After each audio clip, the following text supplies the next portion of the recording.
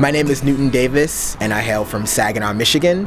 I am a Williams class of 2012, History and Arabic Studies double major with a certificate in Spanish. Well, I grew up in Homer, Alaska, which is like a small community in coastal South Central Alaska. I went to the public high school there. My dad is a commercial salmon fisherman. I grew up like around the boat. I didn't start crewing for him until I was 15. Spring of my sophomore year, I took Art History 102, which is the introductory course. I just fell in love with that class.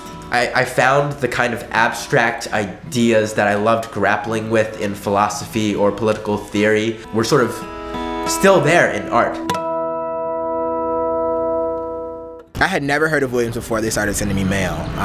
So I was really interested. I was like, okay, this place seems really cool. I think I could like a place like this. When I was a little girl, I think I was, around like 2 or 5 or somewhere in there, and my dad said, sweetie, one day you'll go off to college and it's gonna be great. And I started to cry. He goes, oh, it's okay, like, don't cry.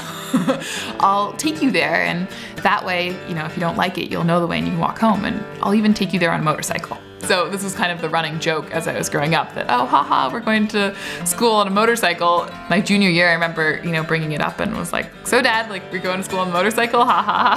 He was like, well, yeah. Oh, okay, cool. We loaded up in Homer, Alaska, and 6,500 miles, and 3 weeks later we arrived in Williamstown. And I walked into my freshman entry with leather chaps on, and no one seemed to notice. It was totally anticlimactic.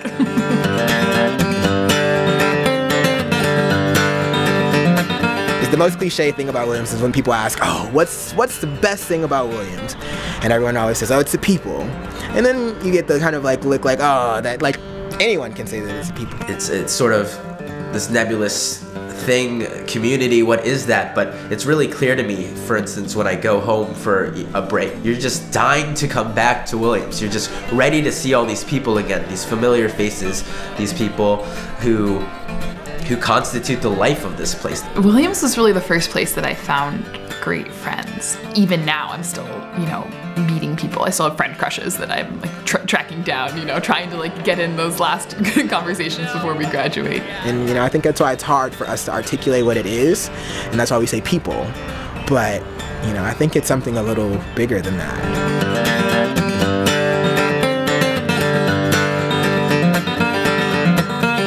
What I fundamentally will remember most is the character of the people here. And when you get to the upper level, everyone like sheds this kind of layer of they know what they're doing, and they're just like, okay guys, like what's going on? Like, let's all work through this together. People really like working with each other here. Talk things out with each other, sort of quiz each other, sort of walk each other through the material in a very interactive and collaborative way. There's a way that our backstories and the way that we all have ended up here together in this place and time, sharing ideas and being forced to live and deal with ourselves in these mountains makes for something very special. Everyone has their own sort of personal drives and passions, but it's a very diverse sort of spectrum.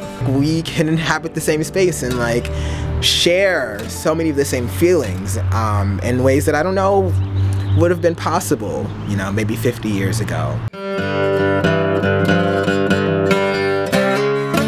It's hard to shock someone with what you're going to do next year, Yeah, the future is always daunting and out there, but the job we take next year is probably not what we're going to do for the rest of our lives. This summer I'm working at a social enterprise firm in DC called Think Impact, and then in the fall I'll be moving to Philadelphia to start consulting at Accenture, doing management and strategic consulting. In my life, I struggle between the instinct to want to